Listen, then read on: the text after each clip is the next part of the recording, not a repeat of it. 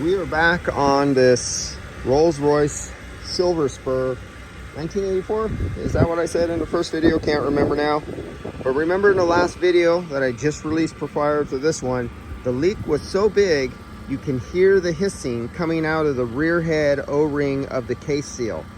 I squirted with the bubbles, it was bubbling out, and you can hear it hiss. That is how big the leak is on that.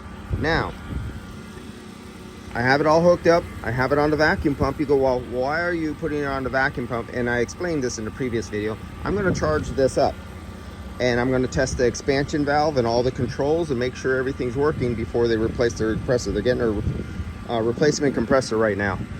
But I want to make sure everything, I want to do the big picture as Chris from HVAC Videos. Go look up his videos. I highly recommend him. The big picture is, what is the rest of the circuit doing? We don't know, especially since it's hidden. We don't know if the expansion valve is still good. We don't know if there's a restriction in the receiver dryer. We don't know anything other than we have a leak right there. But look at my vacuum. I'm down to 423 microns. Now let's turn off the vacuum. Vacuum off, let's watch it rise. Stabilize.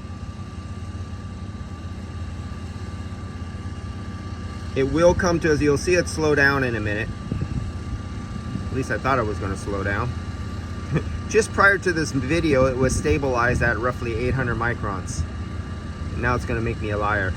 Oh, there it goes. It's leveling out. You see it go down a little bit there? Up, down, up, down. Okay, basically we're at our stable level right now. That's it. But that leak on the rear of the head was so big, it was literally hissing out. Hissing pressure out of dry nitrogen. But look, it's holding vacuum.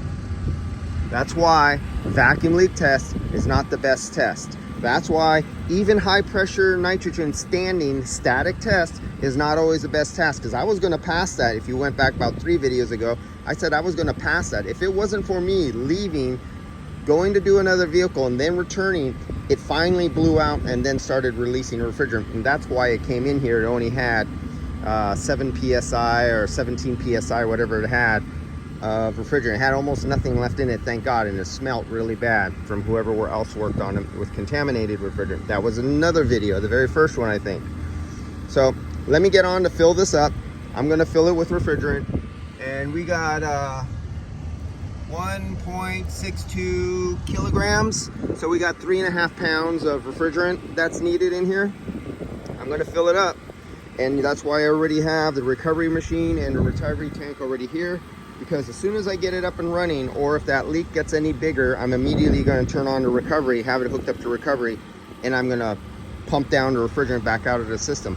But I want to put fresh, clean, new refrigerant into it to test it, and then pump it out, because we have a known leak in the rear head, and that's from it being, it might have another leak somewhere else that only happens when it's running.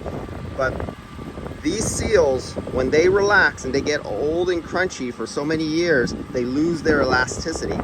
And I'm about to add heat, pressure, and lubricant to the seal, and it might leak for a second and then stop. Let's see if I can catch that on video.